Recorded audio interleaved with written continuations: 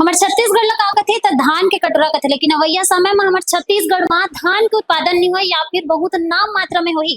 ऐसने एकर सेती कहता हूं काबर कि हमारे छत्तीसगढ़ के किसान मन ला तो पर्याप्त मात्रा में खातुच नहीं मिलत, जेकर से किसान मन एकदम परेशान है। उस सरकार ऊपर दोष देवत जानी माने कि सरकार ह नीति लावत है, ओकर ऊपर कई ठन सवाल उठावत हावे।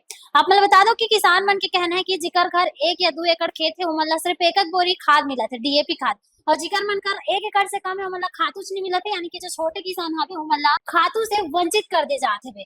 और यही पूरा मामला ला लेके जो किसान संघ के नेता है तेजराम विद्रोही ओहा का कुछ कहा थे, आगे आप मन ह सुनो। छत्तीसगढ़ सरकार की उर्वरक वितरण की जो नीति है वह किसानों के लिए आपदा बन गई है। एक तरफ केंद्र सरकार के जो उर्वरक के अतिरिक्त सचिव हैं वो कह रहे हैं कि खरीफ सत्र के लिए देश में पर्याप्त उर्वरक है, और दूसरे तरफ छत्तीसगढ़ में किसानों को उर्वरक देने के लिए एक अनुपात तय कर दिया गया है, जिसमें प्रति एकड़ 80% यूरिया और 60% डीएपी किसानों को दिया जाएगा।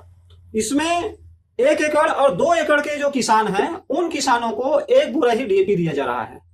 और सबसे बड़ी विडंबना यह है कि जो 1 एकड़ से कम किसान हैं, जिनके पास जमीन 1 एकड़ से कम है, उन किसानों को अभी तक डीएपी नहीं दिया जा रहा है। तो एक सवाल यह है कि क्या 1 एकड़ से कम जमीन वाले जो किसान हैं वो किसान नहीं है? क्या सरकार यह चाहती है कि छत्तीसगढ़ में उत्पादन कम हो, और उत्पादन कम होने की वजह से उसको समर्थन मूल्य के कम धान खरीदना पड़ेगा, और 31 रुपये जो देना पड़ रहा है वो 31 रुपये किसानों को ना देना हो? क्या इसके लिए उत्पादन को कम करने के लिए साजिश रची जा रही है छत्तीसगढ़ में? क्योंकि उर्वरक का जो अतिरिक्त सचिव है वो कह रहे हैं दिल्ली से कि उर्वरक की कोई कमी नहीं है। तो जो बनावटी कमी क्यों पैदा किया जा रहा है छत्तीसगढ़ में? अगर इस तरह हालात रहे तो छत्तीसगढ़ के जो किसान हैं वो अपनी खेती करने के लिए वो सड़क पर उतरेंगे, वो खाद के लिए सड़क पर उतरेंगे।